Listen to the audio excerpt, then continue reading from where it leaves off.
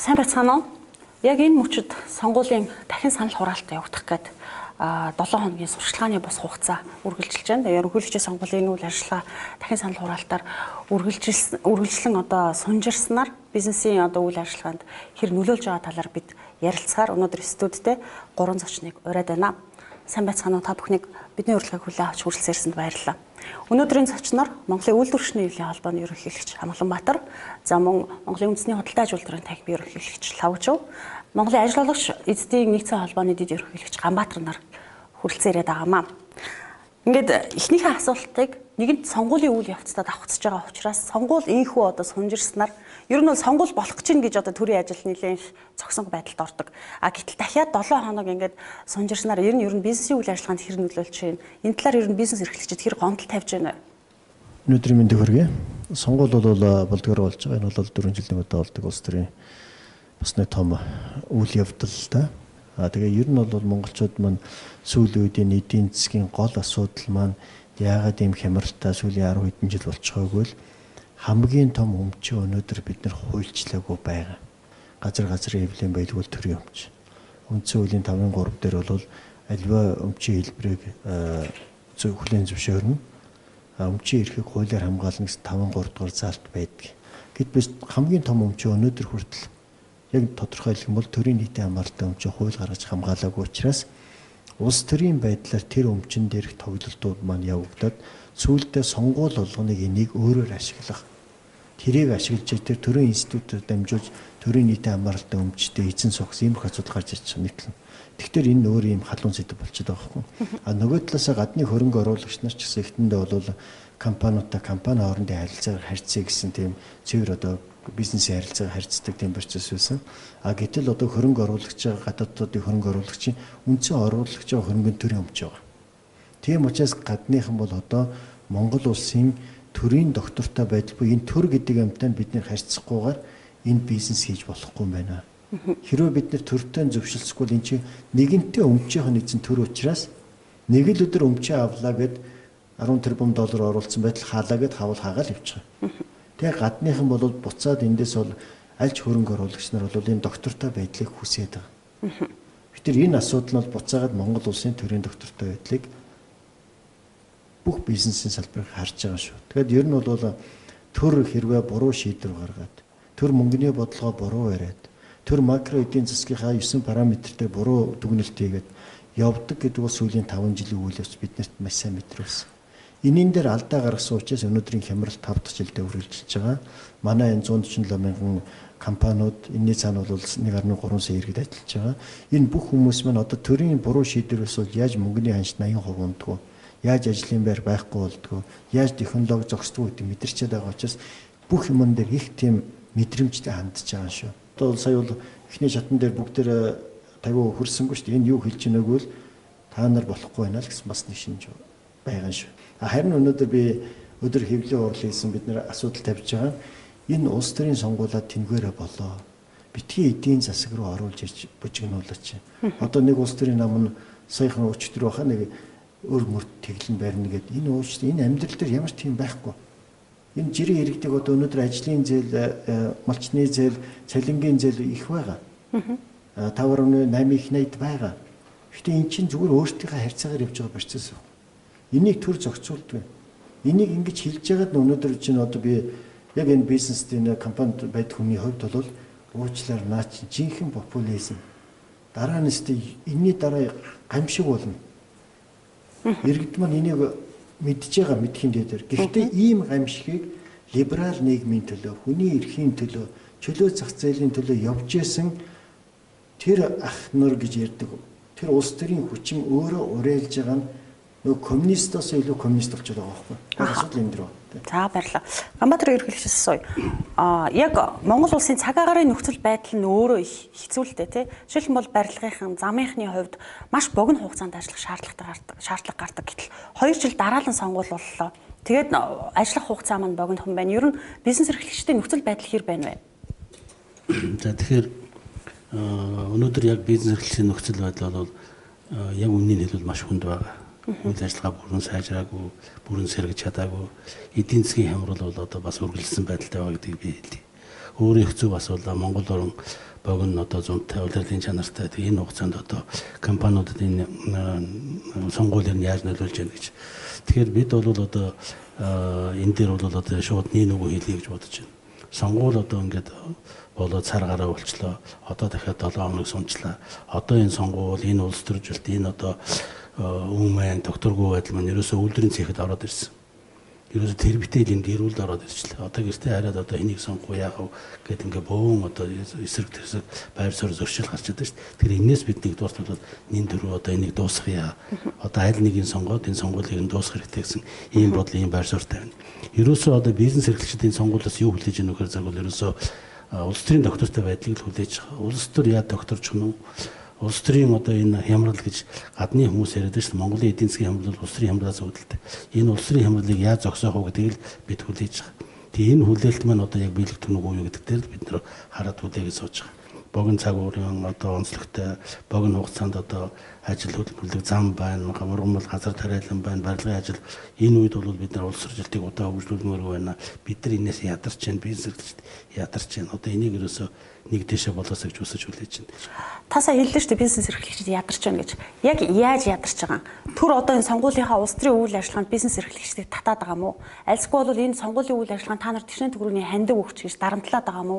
Альсгүй бол одоо ханшинд ямар нэгэн байдлаар нөлөөлөд байгаа мó? Яг яаж бизнес эрхлэгчид ядраад байгаа юм бол? Тэгэхээр ерөөсөө энэ сонгуул бол ерөөсөө өөрийнхөө бүх үйл явдлаараа бизнес эрхлэгчдэд бол одоо дарамт болж байгаа. За жишээлбэл юм бол одоо ингээд би доктортой үйл ажиллагаа явуулж байгаа компани би хөрөнгөө оруулах уу байх уу?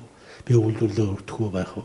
Би ажлын байрыг нэмэх үү байх уу гэдэг асуудлыг энэ улс төрийн сонгуулийн үр дүн харах асуудал гарч ирж байгаа. Нөгөө талд нь гадаадын томоохон хөрөнгөрүүлэлтүүд орж ид эдийн засгийн өсөлтөнд одоо том одоо нэмэр болох ёстой.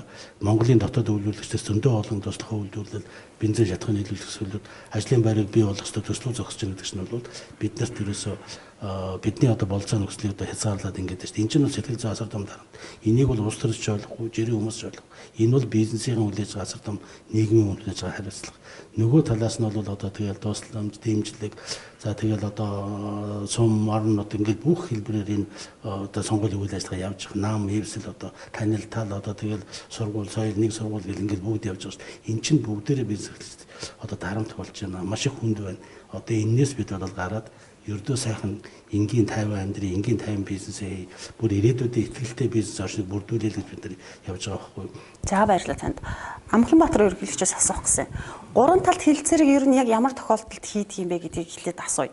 Тэгээд ерөнхийдөө одоо энэ сонгуулиар жишээлх юм бол янз бүрийн одоо амлалтууд гарч ийн, улс төрийн нам хүчнүүд ингээд эдийн засгийн болоод бусад ингээд байдлаар амлалтууд өгж штэ. Ийм амлалтуудыг өгөхдөө ч юм одоо үйлдвэрчний эвлэлтэй тийм одоо ямар нэгэн яриа тохироо хийх ч юм уу, энийг хийх боломж байх уу гэдэг талаар ер нь ярилцдаг уу? Ярилцах тийм юунд байх уу? Тэгээ өнөөдөр энэ байгаль хэлхийн нэлээд халуун байна. Бас тэр хэмжээгээр хүмүүс одоо ялангуяа настан буурлууд, өр хүүхдүүд бас энэ халуун нарнаас нэлээд залхаж байна. Тэр хэмжээгээр ер нь энэ байгалийн одоо энэ төр зүрийн үзэгдлээс илүү манай улс төрийн амьдрал, нийгмийн амьдрал бүр халуун байна. Бухимдалтай байна.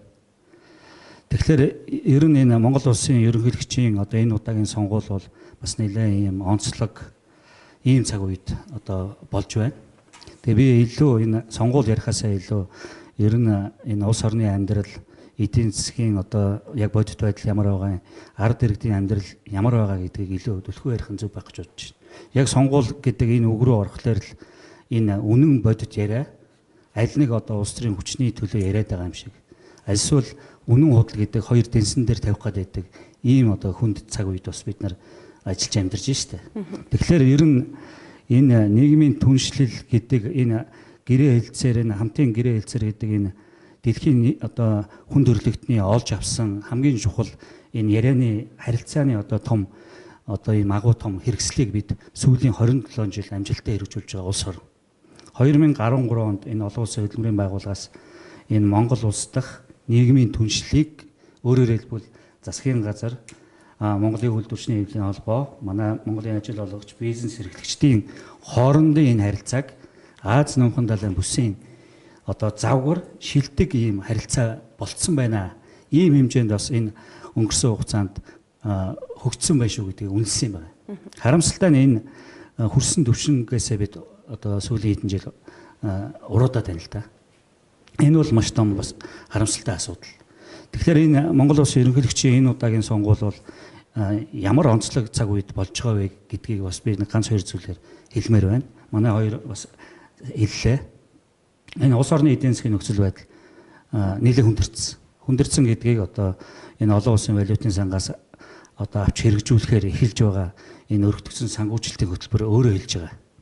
Энэ хөтөлбөрийн хүрээнд одоо Монгол улсын засгийн газар өөрөөр хэлбэл монголчууд бид энэ олон улсын валютын сантай тохирсон энэ нөхцөлийг харахад л маш хүнд тэтгэврийн насыг нэмэгдүүлнэ, татвар нэмэгдүүлнэ, тэр хэмжээгээр иргэдийн одоо нэмэгдээгүй байгаа цалин орлогын бодит болон худалдан авах чадвар бол тэр хэмжээгээр буурсан. Хүмүүсийн амьдрал нэлээд бас хүндэрсэн, ажилгүйдэл бас тэр хэмжээгээр нэмэгдэх ийм болцовшгүй цаг үед энэ төрийн тэргүүнээ сонгох хүндтэй бөгөөд энэ хариуцлагатай сонгуул болж байна. Тэгэхээр энэ сонгуулийг бид ер нь энэ сонгуулийнхаа энэ сонгуул хийж байгаа энэ тогтолцоогоо одоо нэг яралтай засахгүй болохоо байжээ. Энэ улс төрийн намууд нь ялангуяа энэ төрийн тэргүүнээ сонгох энэ асуудал дээр нэлээд эргэцэн одоо том шинжилтийг хийхгүй бол энэ бол улс төрийн намуудын тэмцэл боллоо. Аль нэг нам нь одоо дотроосоо нэгийгээ дэвшүүлээл тэгээд ард иргэд нь нөгөө төрийн тэргүүн гэдэг нэг хүнийг сонгох биш нам сонгох гээд байгаа юм шиг ийм уралдаан одоо энэ жилийн хувьд бол энэ Монголын одоо нийт сонгогч иргэдийн дунд бол өрнөлөө шүү дээ. Хүүхдүүд нь хүртэл одоо ийм байдал руу орж байна. Тэгэхээр энэ байдлыг бол нэгдүгээр эргэцэн одоо хүрээнд нь шинжилт хийх замаар нэг яралтай шийдэхгүй болохгүй нэ. Тэгэхээр өнөөдөр манай гурван байгууллага энэ ард иргэдийн бизнес одоо баялаг бүтээгчдийн болон одоо жирийн иргэдийн төлөөллийн байгууллагын хувьд бол бас өнөөдөр байр сууриа энэ хэдийгээр сонгуул болж байгаа ч гэсэн улс төрсөн байдлаар биш яг бодит амьдрал ямар байгаа гэдэг энэ чиглэлээр ер нь энэ улс төрийн намууд хариуцлагатай байгаач. Бодиттой зүйлийг энэ ялангуяа хариуцлагатай үед амлаж энэ улс орныхоо энэ хүндэрсэн байгаа эдийн засаг болж өгөхгүй байгаа асуудлыг одоо шийдээч гэдэг байр сууриа одоо илэрхийлэх энэ байдал руу энэ болж байгаа энэ бүхэл процесс хөтлөж ийн л да. Баярлалаа танд. Лавчаа ерөнхийлөгчөөс асуух гэсэн. Та түрүү хэллээ шүү дээ. Ерөнхийдөө ерөнхийлөгч гэдэг эв нэгдэхийн илэрхийлэл болсон энэ хүн маань бизнес эрхлэгчдэд ямар одоо нөлөө үзүүлдэг юм бэ гэж тий. Өнөөдөр бол яг дэлхийн одоо улс орнуудын томоохон улс орнуудын удирдагчдыг харахад гаргаж байгаа шийдвэр нь болон албан айлчлал болгондоо дандаа бизнес эрхлэгчдэд ээлтэй макро эдийн засагт одоо ээлтэй тэм шийдвэрүүдийг гаргахын төлөө ажиллаж байгаа л да. Тэгэхээр жишээлх юм бол элбэгдэрж ерөнхийлөгч энэ тал дээр хэр ажилласан бэ? Ерөнхийлөгч хүн ер нь одоо энэ бизнес эрхлэгчдийн үйл ажиллагаанд таатай эргээр нөлөөлөх тэр шийдвэрүүдийг гаргахын тулд ер нь яг ямар зүйлийг хийх ёстой гэж та бодож байна? Энэ дээр ерөнхийлөгчийн үүрэг ролын талаар та ярихгүй юу?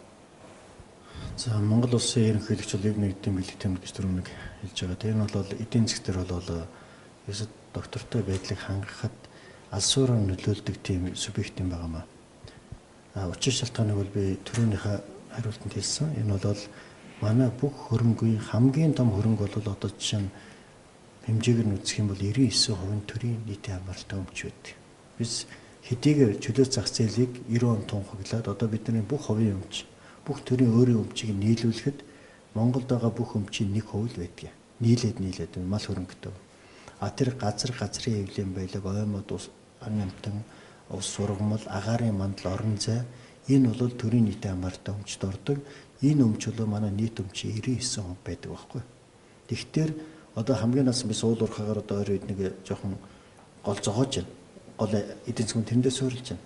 Тэгтэл энэний чинь газрын эвлэлийн баялаг чинь төрийн өмч байна. Тийм учраас төрийн институт хоорондын доктортой байдлыг гадна дотны бүх хөрөнгө оруулагч нар хүлээдэг болсон. Дээр нь манай бизнесмэнүүд та түрүү асууж байгаа яг яагаад муугар нөлөөлж ин асуудал юу гэдэг сүүлийн 4 жил уучлаарай 4 жил дараа зуд болсон. Төгрөгийн ажийн хооронд 80 гаруй хувиар ундлаа. Нөгөө бидний эдийн засгийн гол цус маань өтгөрөөд 80% чанаргүй болох төр энэ сүүлийн 4 жил жижигч бизнес, томч бизнес ашиг гэсэн юм байхгүй. Зөвхөн ажлын байраа цалингийн тэр сангаал барьж үлдэхийн төлөө тэмцэл явж шít. Одоо малаар бол энэ бүр зуд болоод хаврын шуурга болоод одоо бүр ингэж гам дахиад дайрцсан байхгүй. Эндээс дисэд гарч ирж байгаа нь их чухал юм байна. Энийн дээр яагаад нэрмээс болчихдгоо бол дандаа улс төрийн шийдвэрүүд. Одоо жишээ нь одоо би уулуурхаа буцаалаарай. Ерөнхийлөгч маань сая одоо ингэ 8 жил хийгээд одоо албаа өгч чинь. Жишээ нь уулуурхаа асуудал хүндээс 8 онд. Газар нутгийн 51% нь лицензээр гадныханд байсан. Энийг багасгах зөв байсан. Тэгэхгүй энийг багасгаж байгаа ингээд хайгуулын лицензийг сая 5 жил хоригдсан байхгүй. 5 жил шүү. Энэ чинь уул уурхайн бизнесийн үндсийн үнц нь хайгуул. Дараа нь ашиглалтын лиценз. Тэгэхгүй тэр арга хэмжээ авах чинь ингээд 5 жил хориглолцоо саяхнаас нэг суллал тавьж байгаа. Энэ хооронд жуулчлал уул уурхайн бизнесийг асуураа бол шууд зогсоолох мэт тавьчихсан. Уг нь геологийн явдгаар яваад ашиглалтын процесс дээр нь харин тэр төрийн нийт амар өмчийн хуулийг гаргаад би нэг бол ерөнхий жилбдэрчүүд анхнаас нь хэлээд байгаа 10 оноос хойш. Энэ өмчийн хуулийг гаргаад энэ өмч рүү засгийн газар яаж орох юм, аж ахуй нэгж яаж орох юм, иргэн яаж орох юм, бүх юм тодорхой байх юм бол улс төрийн шугамар ирэх авдаг тийм процесс явахгүй шнэ. Нөгөө талаас бол одоо элбүүдэж ерөнхийлөгчийг гаргахын тулд бид түрүүс 13 онд 900 тэрбум төгрөгийг Алтан уян ерөнхийсэд ипотекийн зээл рүү оруулаад тэр чинь 6 сарын дундуур болсон үйл явц. Тэгээд нэг хүнийг ерөнхийлөгч болгосон. Тэр 1.2 сая төгрөгийн үнэтэй байсан метр квадрат байрны үн сарын дараа 2 сая 400 болсон. Энэ уучлаарай. Тэр засгийн газар нэг хүнийг гаргахын төлөө хийгээд алдаа нь буцаад иргэд биднэрт тусч байгаа шүү дээ. Гэтэл энийг бол одоо нэг хэлэх. Тийм учраас өнөөдрийн сонгуул дээр яагаад энэ төрийн бус байгууллагын гол төлөөллүүд өнөөдөр ингээд гид микрофоны гараад ирсэн. Эднэрийн тэр явж байсан сонгуулийн 18 хоногт үнэхээр бодлого юм яриаггүй. Монгол улсын макро эдийн засгийг яах юм? Гадаад бодлого дээр одоо гарч ирсэн ерөнхийлөгч юу хийх юм? Ажил үйлдлийн хэмжээг одоо дахиад 2 пункт доошоо буулгахын тулд миний зүгээс юу хийх юм гэдгийг за мэдгүй дээр саасан дээр байж магадгүй юу ч явагдаагүй. 18 хоног юу? Нэг дипломгүй гадаа дотоод ихнэр нь байдаггүй нэг ирлээс хурлээс ярьсараа дууссан. Энэ бол гутам шиг байгаа байхгүй.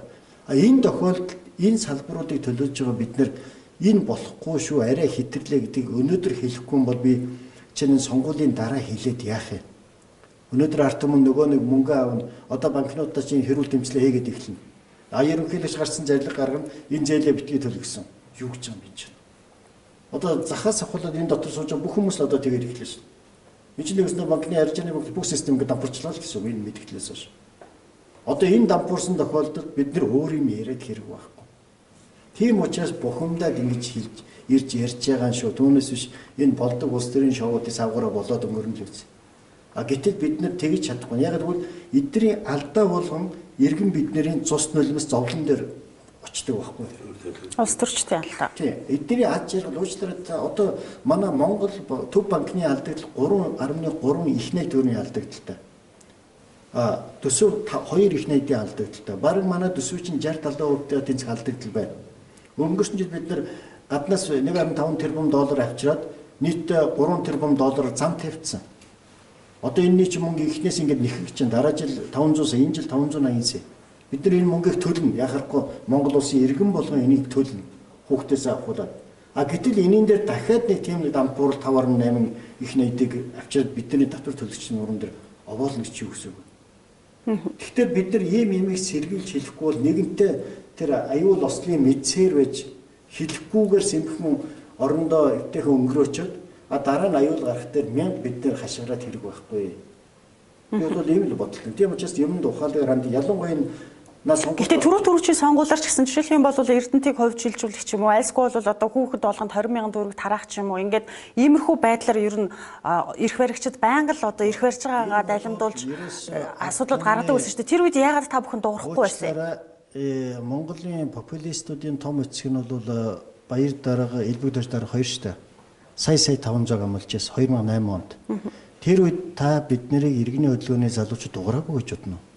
Уул уурхайн залуучууд тэр 10 онд өсгөлэн зарлаад твцэжсэн дуураагүй гэж бодно. Бид нарыг дуурах тоолонд бол хүлээж авч яасан. Чин одоо Батболд бол хас 1.6 эдийн засгт бид нар өсгөлэн зарлаж яасан. Тэр 20,000 өгүүл өг байвал байгээд. Дараа нь нэмэх 17 болсон. Энэ хооронд бол мэдээж монголчуудын бас энэ өвөг дээдсийн буян хөдөлмөрч ард түмний буянгаар юмаа гайгүй болохгүй төрийнхэн бүх ашигтай юм сорчлоод авчдаг байхгүй эрх мэдэлтэнгүүд байгаа болцоор буцаагаад ядуучуд өгдөг. Одоо саяхан хүртэл төр ил тодын үйл өршөөллийн хуулийг гаргуулж байгаа гол шалтгаан бол нийт зах зээлийнхаа 60% татвар авч чадахгүй байна. Бид нар нөөтийн систем оруулж ирээ. Өнөөдөр иргэн болон баримт аваад иргэний хяналтаар өнөөдөр татварын орлого нэг их найдаар давцсан явж байгаа. Яг өнөөдрийн байдлаар. Энэ бол одоогийн гайхалтай өнөөдрийн энэ засгийн газрын үр дүн биш. Энэ өмнө авч ирсэн бодлогын үр дүнгийн үр дүн. Тийм учраас тийм юм руу явахад бидний дуу хоолой яг энэ агшинд нь хэрэгтэй. Гэхдээ өнөө маргааш энэ халуурал маань энэ нийгмийн ядуурл энэ дээр нь бол энэ бүгд цалин ламбард банкусын өөр ширэн баригдсан энэгээр тоглоод уучлаарай ерөнхийлөгчийн институт энийг гаргадаг институт биш шүү нэ нөгөө хэлээд. Яг нарийн дуул энэ чинь төв банкнд ч хамаарахгүй хамаардаг асуудал, засгийн газар их хурлд хамаардаг асуудал. Өнөөдөр мөнгөний бодлого, төрийн сангийн бодлого бүгд улсын их хурлын онцгой эрхт байна гэд манай үндсэн хуулийн дотор байгаа. Энэ ерөнхийлөгчийн институтын ямар ч холбоотой асуудал биш. Баярлалаа танд. Би Ганбаатар ерөнхийлөгчөөс асуух гэсэн. Та миний асуултанд болж өгвөл товч хариулахгүй юу? Та хичнээн ажил олгогч эзэдийг төлөөлж ирсэн бай. За манай холбоо бол одоо 8300 ажил олгогчдыг 21 аймагт байгаа ажил олгогчдын холбоотыг манай холбоотой хамтарч ажилладаг 43 мэргэжлийн холбоог төлөөлөд бид хэдний байр суурийг илэрхийлж байгаа. Тэгэхээр ажил олгогч эзэдэд өнөөдөр нөхцөл байдал та түрүүн хэллээ шүү дээ нэлээд хүнд байгаа гэд тэ. Ажил олгогч эзэдийг одоо жишээлх юм бол сонгуульд ер нь татаа оролцуулах нь хэр байдаг. Би зүгээр шууд хэлье. Шууд өөрийнхөө хардлагыг хэлье. Өнөөдөр хүн болгон ан юм уу манд одоо орчоод энэ хоёрын хин нэгнийх нь байр суурийг илэрхийлээд далд байдлаар өөрийнхөө санааг илэрхийлээд байгаа л та. Тэгэхээр таны арт талд таны одоо энэ та зөндөө олон бизнес эрхлэгчдийн тоог хэллээ те. Энэ одоо байр сууриа илэрхийлж байгаагийн чи арт талд Монгол Ардын нам юм уу айлсгүй арчилсан нам байгаа юу? Би танд хэлье. Манай одоо холбооны ард бол альч нам байхгүй. Манай холбооны өдөр зөвлөлийн шийдвэр гарсан. Улс төрийн сонгуульд бол аль нэг намыг дэмжсэн байр суурь бүү илэрхийлээ гэдэг ийм байр суурь гарсан. Тийм учраас бид бол энэ сонгуулийн хугацаанд бол 3 нэр дэвшиж альний ч одоо дэмжиж мэдээлэл гаргаагүй, альний ч талд орж хуралд нь ороогүй, цуглаанд нь ороогүй яг дэвгсгсэн байр суурьтай. Яг өнөөдрийн байдлаар ажил олгогч эзэд ер нь банкны зээлтэй байгаа хэр их байгаа вэ? Ерөөсөө бизнесийнхэн бол зээлгүй гэж ерөөсөө байдаггүй. Ерөөсөө бизнес хийж байгаа бол заавал зээлтэй байгаа. Бизнес зээлэн дээр л одоо тулгуурлаж ижил бизнес явдаг. Гэхдээ манай бизнес эрхлэгчид ажил олгогчдод бол маш их чадвартай болсон.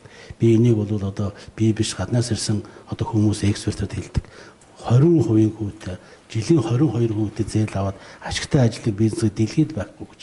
Тэгвэл дэлхий дээр одоо ерөөсөө ердөө нөхцөл 5% бол өндөр хөө шүү дээ. Жилийн 5%. Тэгээд манайхан бол одоо 22% банкны хүүтэй зээл аваад дээр нь ашиг хийгээд цалин төлөөд одоо төсөв татвар төлөө явж байгаа хгүй. Тэгэхээр манай бизнес эрхлэгчдийг бол гадныхан үнэлдэг юм. Тэгэхээр энэ хүмүүсийг бол дэмжиж тэтгэж чадвал Монголын бизнесийн одоо их суурь бол байна гэж үзэх ёстой. Би ингэж асуугаад байгаа нь ямар учиртай юм гэхээр сонгуулийн үйл ажиллагаа одоо энэ улс төр та бүхэн яриад шүү дээ. Улс төр одоо бизнесийн үйл ажиллагаанд ихээр нөлөөлөд байна гэж.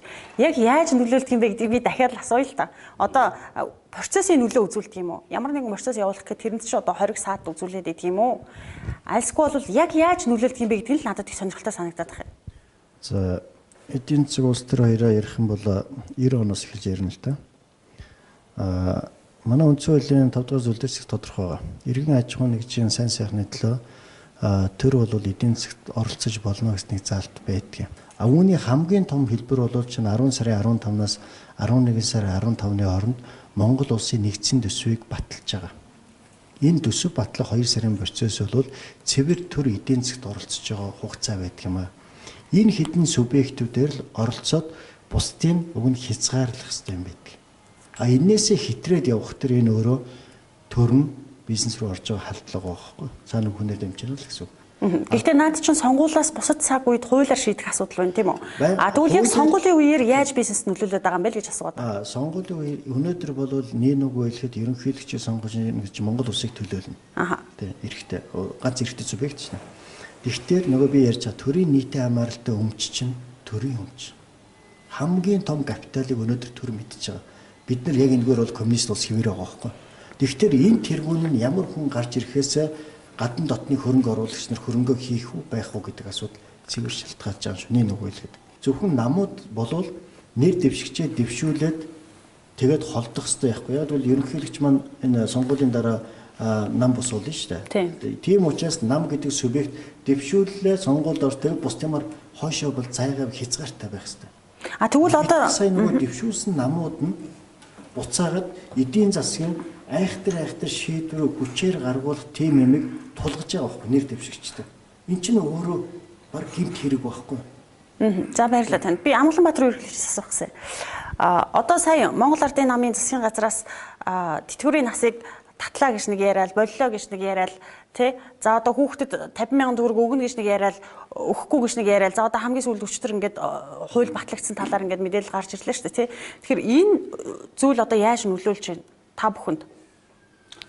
Тэгээ би бас лавжуу ерөнхийлөгчийн юм дээр бас нэг тодтол бас хэлмээр байна. Тэгэхээр Монголын үйлдвэрчний хэвлэлийн холбоо бол энэ сонгуульд нэр дэвшиж байгаа одоо энэ хүмүүст одоо тэр улс төрийн намаар нь одоо дамжуулаад өөрөө хүрэлцэн ирээд ер нь иргэд хөдөлмөрчид энэ Монгол улсын ерөнхийлөгчөөс энэ нэр дэвшиж байгаа хүнээс юу хүсэж байгаа юм бэ гэдгийг нийгмийн захиалга баримтчгийг боловсруулад бид энэ сонгуулийн сурталчилгаа эхлэхээс өмнө гардуулж өгсөн. Тэгэхээр энэ нийгмийн захиалга баримтчиг дотор бол яг одоо энэ Монголын үйлдвэрчний хэвлэлийн холбооны бодлого, манай ажил хөдөлмөр эрхэлж байгаа хүмүүс, цаана байгаа ажилгүй иргэд, ер нь манай үйлдвэрчний хэвлэлийн байгууллага бол иргэд хөдөлмөрчдийн төлөөллийн байгууллага. Тэр утгаараа түрүүн та бас манай ажил олгогчийн систем нэгдсэн холбооны одоо ерөнхийлөгчөөс асууж ирсэн. Хэнийг төлөөлж гинэ гэж. Тэгэхээр Монголын үйлдвэрчний хэвлэлийн холбоо бол ер нь энэ хөдөлмөрийн харилцаанд оролцох ёстой бүхэл хүмүүсийн эрх ашигыг төлөөлж байгаа. Ялангуяа ажилтны талыг. Тэгэхээр тэдний гэр бүлийн асуудал ч гэсэн бас хөндөгдөж байгаа. Өнөөдрийн байдлаар бол Монголын үйлдвэрчний хэвлэлийн холбоо яг идэвхтэй татвараа төлөөд шимтгэлээ яагаад энэ үйл ажиллагаанд гишүүнийхээ баталгааг авч явж байгаа нэг 450 гаруй мянган гишүүд байна.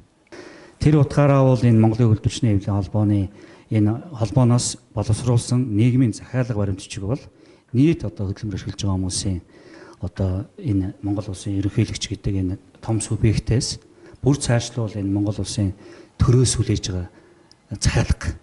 Тэгэхээр энэ дотор бол яг таны асууж байгаа энэ тэтгэврийн насны асуудал.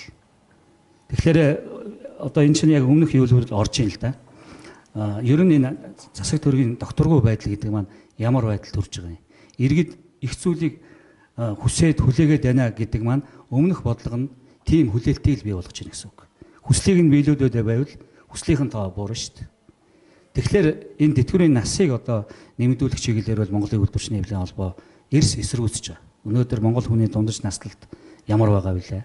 Тэгэхэд одоо энэ олон улсын валютын сантай энэ эдийн засгийн хүндрэлээс гарахын тулд нийгмийн даатгалын тогтолцоо, за тэр дундаа тэтгэврийн даатгалын тогтолцоог нэг сэргээхийн тулд энэ насаар оролдоно гэдэг бол зөвхөн 100 гарцын нэг л гарц. Өөр олон гарц байна. Хамрах хүрээг одоо өргөдгөх энэ даатгалын хүрээ одоо хүрээг бас олон болгож болно. Янз бүрийн одоо арга байна.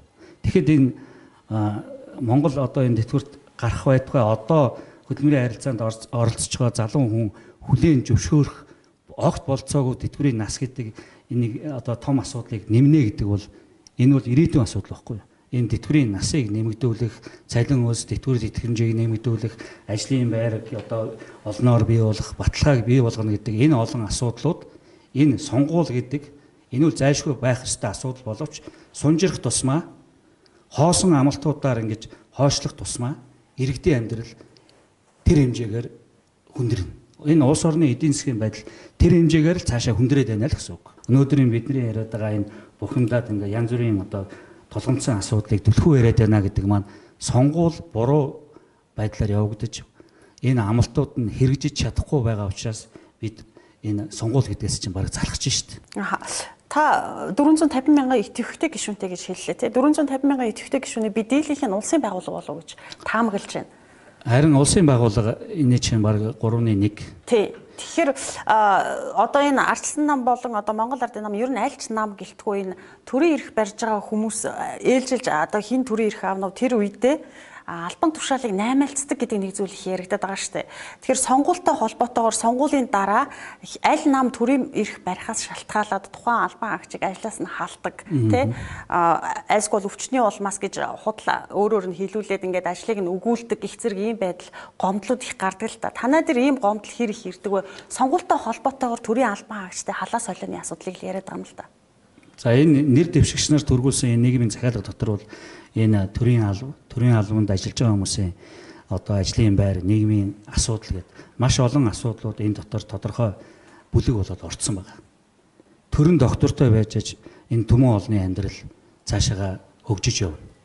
Дээрээ одоо суудлаа олохгүй бол доороо бас гүйдлээ олохгүй. Яг тэрнтэй адилхан ийм байдлууд одоо сүүлийн хэдэн жил энэ төр докторгүй байсан суулж энэ улс орны эдийн засгийн байдал, нийгмийн амьдрал, ард иргэдийн амьдрал ямар байдалд одоо хүрч байна вэ гэдгийг, хүрч болзошгүй байна вэ гэдгийг бид хангалттай харлаа. Тэгэхээр сүүлийн одоо энэ сонгуулиас хойш 2013 оны сонгуулиас хойш 12 оны сонгуулиас хойш бид хэдэн засгийн газрын үүрэг үзв. Ялангуяа одоо манай нийгмийн түншлэгч талууд маань бараг одоо 4-5 хөдөлмөрийн сайдтай, 4-5 сангийн сайдтай, 3-4 ерөнхий сайдтай хамтарч ажиллаж байгаа шүү дээ. Тэр хэмжээгээр миний түрүүний яриад байсан хөдөлмөр нийгэм зөвшлийн том хилцээрийн залтууд дасалддаг. Хилцээрийн залтууд. Тэр хэмжээгээр шийдэх гээд энэ нийгмийн түншлэгч талууд бас энэ олон сарынхаа хөдөлмөрийг зарцуулсан энэ улс орныхоо эдийн засгийг сэргээе, тэр хэмжээгээр иргэдийнхээ амьдралыг сайжруулах гэсэн энэ асуудлууд тэр хэмжээгээр сааталд орж байгаа. Одоо бид удахгүй одоо ингээд энэ сонгуул одоо хизээ дуусна юм байгаа юм. Дуусхийг бас хүлээхгүйгээр Монгол Улсын засгийн газраас бас хэлцээрээр хүлээсэн үүргээ биелүүлэхийг бас шаардаад эхэлнэ. Тэгэхээр бид энэ буруу сонголт, зөв сонголтын бас энэ хор холбогдол нь бас энэ дээр харагдана л да. Лагжаа ерөнхийлөгчөөс асуух гэсэн. Ер нь танхим бол олон улсын хэмжээнд нэлээд өргөн чиглэлээр үйл ажиллагаа явуулдаг тий. Олон улсын байгууллагын түншүүд ер нь одоо манай энэ улс төрийн орчин нөхцөлийн байдлаар ер нь ямар санаа бодолтой явдаг юм бол та жишээ татаад магадгүй сонирхолтой байж болох юм те. Одоо ярихгүй юу? Одоо гадны түншүүд маань ер нь яг юу гэж ярьдаг юм бол? За манай танхим баан 30 гаруй олон улсын байгууллагатай бол харилцаа ажилладаг. Дэлхийн 100 гаруй улсуудтай холбоотой. Үндсэн гол субъект нь бол бид нэр ерөөсөл төрөөсөл бизнес эрхлэгчдийн хамгаалах үүрэгтэй. Энэ дуршлага энэ хүний нөөц дээр бол үндэслэж гадны байгууллагууд бол за Монголд миний мэдхийн лав сүүлийн 3 жил төрөөс илүү ханддаг. Биднээс ажлын 40% төрийн ажил хийдэг байхгүй. Нөгөө яамдууд чинь солигдчихдаг юмаа мэддэг. Нэг гадны төлөөлөгч ирэх чинь нэг ерөнхий сайд ирэх чинь тэнтэй байгаа бизнесийн харилцаа холбоо гэхээр бүгд танхим руу ханддаг. А яамаас хандах дээр 3 сарын өмнө ажиллаа авсан баг яамныхаа нэрийг мэдэхгүй сууждаг байхгүй. Энэ юу гэвэл төрийн халаа сэлгээ хавтгаараад төр гэдэг институт өөрөө маш чадваргүй болсон. Энэ бол ардын намчгүй, арчсан намчгүй тэр нийслэн намчгүй хамаалах. Сүүлийн 2000 оноос хойш Монгол улсад парламент цөөн данд олонхоо сонгож чадаагүй. Тийм учраас цөөнх болсон нөхдөө дандаа олонхийнхаа үүрт орж хамтарсан засгийн газар байгууллагын төрөж өнөдөр 182 мянган хүнтэй маш том данхаасан бүтц суулгацсан байгаа байхгүй. Сая 4 сарцсан танхим их хурл руу мэдээлэл өгөхдөө наатах 20%-ээр хас гэж байсан. Яг гэвэл наад чинь хамтарсан засгийн газрын үеийн бүтц учраас 4 нам орвол нэг яамн дээр 4 хилцээний дарга гарч ирдэг. Хуучин нэг хилцээний дарга хийж ажилладаг. Тийм учраас наатах 20 мянгаар багасгаа. Өнөөдөр манай бизнес бүлгийн татвар төлөгч нар над том данхаасан институтийн төлөө ажиллаад дампуурчих гэдэг. Тийм учраас наатаа багасгах, чадварлаг болгох чадaltaй улсууд орвол. Тэгээ ямар хариу өгсөн? Өнөөдөр энэ би яг л төрийн үйлдвэрчнээс ч юм уу танхим бол энэ харилцаанд ордог хөдөлмөрийн харилцаанд. Жишээ нь одоо 182 мянган хүнтэй хөдөлмөрийн харилцааг төр хариуцж байгаа. Эдгээр хөдөлмөрийн хуулиас хүртэл давуу эрхтэйгээр зохицуулаад төрийн тусгай институт зохицуулна гэдэг тийшээ авиж тэнд нь ямар ч хяналт тавьдгүй тийм асуудал байхгүй. Тийм учраас энэ төрд ажиллаж байгаа улсуудсан бас нэг жоохон эр зөрөгтэй өөрсдийнхөө зорилгын төлөө иргэнлэг бай. Хэрвээ миний энэ хооронд мэрэгжлийн бус үнийг тавьж ивэл тэр асуудлаа тавиад захиргааны эргийн шүүхээр явж чаддаг бай. Юуны тул захиргааны эргийн шүүхийг 2005 онд бий болгосон бэ гэвэл төрийг чадваржуулахын төлөө хийсэн тийм том шүүх шүү дээ. Өөрөөсөө үхэн царилаад гарсны даргын дор талбайн дор юу гэж мэдэхгүй ингээд мал шиг явж ивэл тансыг маллаа шүү дээ. Өөрөөсөө зөрөгтэй. Төрийн ажилтан болгон, институт болгон, цэг болгон дээр байгаа хүн болгоны чадвар чансаа шалтгаална. Тэгээ өнөөдрийн 182 мянган хүн маань хэр зэрэг чадвартай байгаас Монгол улс өөрөө шалтгаалаад байна. Түүнээс нэг жижиг компани, нэг хэсэг бүлэг улсууд чадвартай байлаа гэд нийлэнхүүдэд чадваргүй болчихвол эн чинь өөрөө дөрөтлөө байгаа байхгүй. Эндээс гарыг гэдэг бол асуудлыг тавиад байгаа шүү дээ. Ажил олгох шийдвэртэй ер нь төрийн бүхий л шийдвэр үйл ажиллагаанууд одоо лавжуу дарга хэлснээр бизнесийн орчинд нөлөөлдөг тий. Тэгэхээр төр одоо ямар нэгэн том хэмжээний юм уу шийдвэр гаргахдаа ажил олгогч эзэдтэй ер нь ярилцдаг уу, тохиролцдог уу? За энэ их чухал асуулт асуулаа. Ер нь бол одоо бид нар бол төртэй ажилдаг хэд хэдэн механизм байгаа юм. Нэгдүгээр хөдөлмөрийн нийгэм зөвшлийн 3 талд одоо орооны шугамар бид нар бол засгийн газартай хэлэлцээрт орж байгаа. Энэгээр бол хөдөлгөөн нийгмийн асуудлаар цалин хөлс, ажлын нөхцөл, аюулгүй ажиллагаа гэдэг олон асуудлаар засгийн газар зөвшөөрлөж байгаа. Заавал бидний саналыг авчиж энэ дээр хамтарсан шийдвэр гаргадаг. Хоёр дахь асуудал бол бид нар одоо тавгжуудаар ороод явдаг ерөнхий сайдын дэргэд эдийн засгийн бодлогын зөвлөл байна. За бусад одоо зөвлөл юмар бол бид нар засгийн газартай байнга хамтарч ажиллаж байгаа. Ер нь бол яг хуу засгийн газруудын хувьд бол бид нар зөвхөн энийг одоо нааштай зүйл гэж үнэлж байгаа. Сүүлийн үед бол төрийн бус байгууллага мэрэгжлийн холбоод хувийн хвшлийг сонсох хандлага нь бол арай дээрцсэн. Тийм учраас бол одоо бид нар бол энэ төр засгийн шийдвэр гаргах үйл ажиллагаанд бол засгийн газар одоо холбогдох яамтай бол нэлээд сайн хамтарч ажиллаж байгаа л гэж хэлхийг хүсэж байна. Энэ дээр нэмээд хэлж. Уг нь бол яг энэ харилцааг судлаад дүгнэлт өгдөг газар нь бол энэ их сургуулиуд юм байна. Одоо жишээ нь эдийн засгийн их сургууль ч юм уу санхүүгийн их сургууль. Энэ их сургуулийн доктор профессорууд хэрвээ яг энэ макро эдийн засгаар мөнгөний бодлого мэрэгсэн л бол эндээ гаргаж байгаа төрийн алдаач ба хувийн хвшлийн алдааг шууд хэлээд дас зохицоод тийм чадaltaй байх хэрэгтэй. Та сүүлийн үед энэ их одоо сүүлд би одоо алдагталтайгаа biz 5 их найдын алдагталтай явж байна. Энийн дээр ямар их сургууль юм ямар институт мэдээлэл гаргасан та сонсч ирсэн үү? Энэ өөрөө мэрэгжлийн байгууллагуудыг бид нэр хараад тус байдалтай их сургуулиудыг ажилуулахгүй горно. Өнөөдөр ч их сургуулийн ректорыг нэг нөхөр авч томилсон л байгаа. Яагаад гадны улсууд их сургуулаа автономит эрэхтэй тусдаа төрөөс тусдаа байлгадаг вэ гэдэг юмыг хүртэл хийж өгөх гээд би өөрөө их сургуулийн тусдаас 1.5 жил болсон. Тэр процессыг төр өөрөө ингэж бас зарим юмыг бий даалсан байхгүй. Яг нарийнда бол үйлдвэрчин танхим эзэдийн холбоогчсон үхэнц байхыг бол аль ч төр хүсдэг. Ягагтгүй л өөрсөндөө маргалдахгүй, заргалдахгүй байх бол унтчил явал сайн гэдэг. Цаашлаад бол манай үндсэн хуулиар бол энэ эвлэлд нэгдэх эрх гэдэг чинь онцгой эрх байдаг, иргэний эрх байдаг байхгүй. Тийм учраас энэ эрхийн төлөө 3 хүн нэгдсэн түүнийг төр хамгаалах ёстой. Өнөөдөр ягаад 29 мянган төрийн бус байгууллага байгаад ерөөсөө нэг 10 20 дахь нь яваад бусд нь тамга тэмдэгтэй үхээд өвнөөгөө л энэ төрийн бус байгууллагуудыг амьдруулахыг энэ улс төрийн намууд хүсэхгүй байгаа шүү. Жохон томорсныг яаж хийж байгаа салах, сарниулах.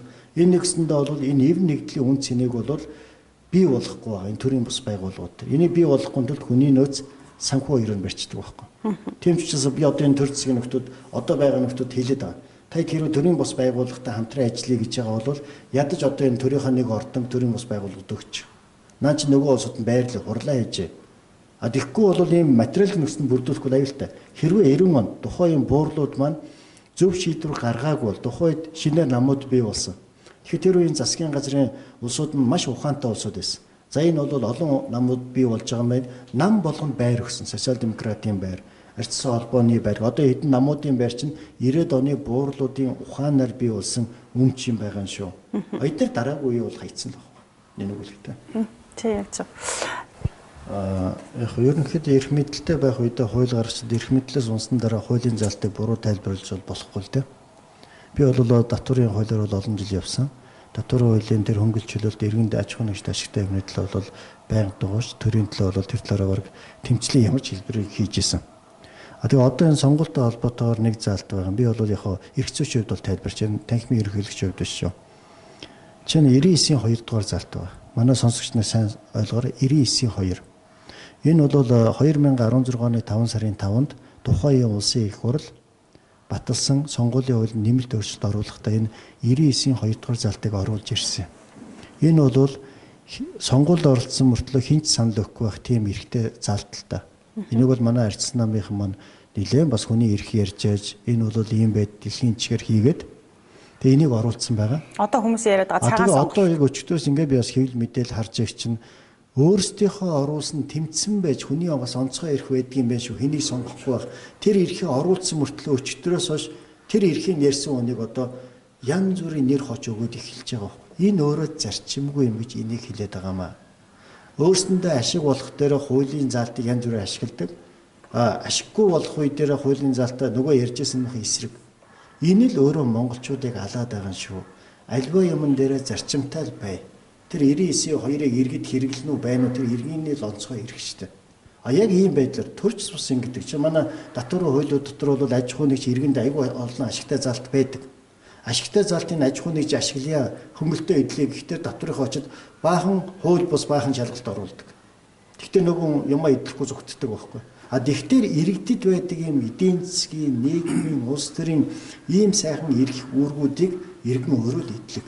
Энийн дээр хинч битгий санаа зов. За ялангуяа намуу та нар иргэд рүү битгий санаа зов.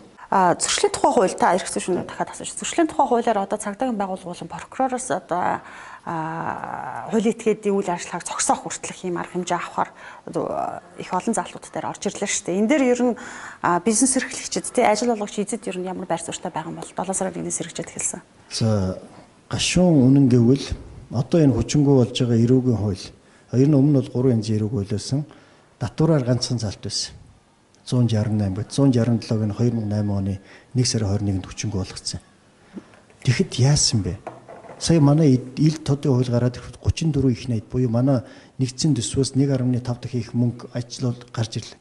Энийг нуулцахад тэр хүчний байгууллага цагдаа бүгд оролцсон байгаа байхгүй. Одоо эрүүг хууль 8 шүү дээ 20 сая төгрөгийн 5 жилийн ял өгдөг. Нэг заалт байхад энэ асуудлыг зэгцлээгүй байж би зөрчил үйл гаргасан дараа одоо ийм 20 заалт орж иж байгаа. Энэ 42 заалт байгаад одоо 20 болж багассан. Тэгээ би ганц энэ хүчний байгууллагуудаас одоо энэ хэрэг бүртгэн мөрдөн байцаалт цагдаа шүүх прокурорс юу асууж байгааг бол за наа чин ганц асуудал байх танаас нэг хүн авч яллаж чадаагүй. За одоо 20 асуудлаар чин тэг хэрэг бүртгэлтээр чин ганцхан заалтаар 12 мянган хүнийг байцааж ирсэн. 12 13 чин 12 13 онд 12 мянган компани захирал өг тэр 168-аар байцаажсэн байхгүй. Одоо 20-оор бол 2 саяг ч байцааж магадгүй. Тэгвэл манай хэрэг бүртгэл дээр энэгээ бэлтгэхтэйг байна. Одоо жишээ нь компанийн өрсөлдөөний хууль хүртэл орцсон байгаа шүү дээ. Мөрдөн байцаах бас энэгээр бэлтгэхтэйг байна. Тэгээ прокурор нь бэлтгэхтэйг байна. Шүүх нь бүр бэлтгэхтэйг байна. Ийм юм л бид нар одоо ингээд нисэл орчихлоо одоо тэгээд ял зэмийн мань мэтэн үүрэл өнгөрөх баг. Энэ бол авилга хэл ахуулын асар том үр бий болно шүү. Ажил олгогч эслийн зүгээс. За бид бол одоо ингээд 7 сарын 1-ний зөрчил төгөлдөр мөрдөж байгаа зөрчлийн тухай хууль, эрүүгийн тухай хууль хоёргээд 2 хууль, зөрчлийг одоо хянан шийдвэрлэх тухай хууль, эрүүгийн хэргийг хянан шийдвэрлэх тухай хууль гэдэг энэ 4 хууль ер нь багц хуулийн тухай асуудал орж байгаа. Тэгээ энэ бол цоошин ойлголт, цоош нэрх зүйн орчин, тэгээ бизнесийнхэн байтхаа одоо иргэн одоо бүгдээрээ энийг юус ойлгохгүй байгаа. Энэ бол нэг талаас өнгөрсөн мэт нөгөө талаас бол асар хүндэрсэн ийм цоош нэрхцэн орчин үүссэн гэдэг бол хэлнэ. Тэгэхээр энийг бол одоо сурталчлах, хүмүүст хүргэх, энэ талаарх одоо ойлголтыг дээшлүүлэх асуудал бол маш их чухал шүү гэдгийг хэлж байна. Тодорхой одоо нөхцөл дээр бол хүндрэл учруулж байгаа лавж захирал сайн ярьжлээ шүү дээ. Тэгэхээр энийг одоо нэг заалт болгоноор ярих юм бол асар хүнд. Ер нь энийг бид сайн судлахгүй бол одоо ингээд 9 сарын 1-ээс эхлээд бид наадмаа хийн, амарна 9 сарын 1-нд ордод ажиллаа эхэлнэ. Ажлаа эхлэнгүүт хөдөөнөөс орж яд одоо шүлцэн аясан хүүхэд ямар хариуцлага хүлээх вэ? Хөдөөнөөс орж яд одоо ирсэн айлдаа архиугаад орилвол юу болох вэ гэдэл одоо ерөөсөө энэ асар их нарийн асуудлууд байгаа. Энийг одоо монголчуудад бас сайн ойлгож энэ хуулийн хүрээнд ажиллаж амьдрах одоо тийм л асуудал гарлаа гэдгийг л хэлж хэлхийг хүсэж байна. За баярлалаа. Өнөөдөр яагаад ингэж нэг нэвтрүүлэгт ороод нэг байр суурь илэрхийлээд байна вэ гэвэл нийгэмд энэ улс төрчин шийдэх олон асуудал байна. Одоо энэ сонгуулаа одоо тэр одоо хууль тогтоомжийн дагуу одоо зохион байгуулж энэ ажлаа хийгээч. Олон асуудал байхад бид одоо аль нэгэн одоо хүнийг одоо сонгох уу, аль нэг одоо улс төрийн хүчнийг сонгох уу гэдэг энэ сонгуулийн одоо энэ уралдаанаас одоо татгалзах хэрэгтэй. Ард иргэд юу хүлээж ийнэг гэвэл ажилтай бай, орлоготой бай. Одоо энэ өөрсдийнхөө өмнө тулгамж байгаа олон асуудлыг одоо шийдвэрлэеч гэдэг олон асуудал гацаанд байна. Өнөөдөр Монголын үйлдвэрчний хэвлэлийн холбоо, Монголын ажил олгогч эзэдийн нэгдсэн холбоо, засгийн газрын нэмэлт хэлэлцээ энэ Монгол улсын ерөнхийлөгчийн сонгуультай холбогдоод төр зогсолтын байдалтай байна. Шийдэх олон асуудлууд байна. Тийм учраас өнөөдөр бид аль нэг улс төрийн хүчнийг одоо улс төрийн хүчнээс нэр дэвсэн хүмүүсийг одоо тэрийг дэмжиж бид нэг ч үг хэлсэнгүй асуудлыг бид ярьлаа. Асуудал ийм байгаа учраас одоо энэ зөв одоо энэ сонгуультай улс төрийн хүчнүүд орооч. Тэгэхгүй бол энэ улс орны амьдрал бас энэ олон сонгуулиар хүндэрж шүү. Эдийн засаг хүндэрлээ, иргэдийн амьдрал тэр хэмжээгээр бас хүндэрж байна. Иргэдийн энэ төрдөө итгэл одоо маш буурлаа шүү гэдгийг л бас хэлмээр байна. За бидний урилгыг хүлээн авч хүрэлцэн ирсэн та бүхэнд баярлалаа. За бид редакцтай өнөөдөр Монголын үндэсний худалдаа аж ахуйлын танхим, ажил олгогч эзэдийн нэгдсэн холбоо, Монголын үйлдвэрчний хэвлэлийн холбооны ерөнхийлөгч нарыг өрн та бүхэнтэй сонгуул бизнесийн орчинд хэрхэн нөлөөлж байгаа талаар ярилцлаа. Баярлалаа.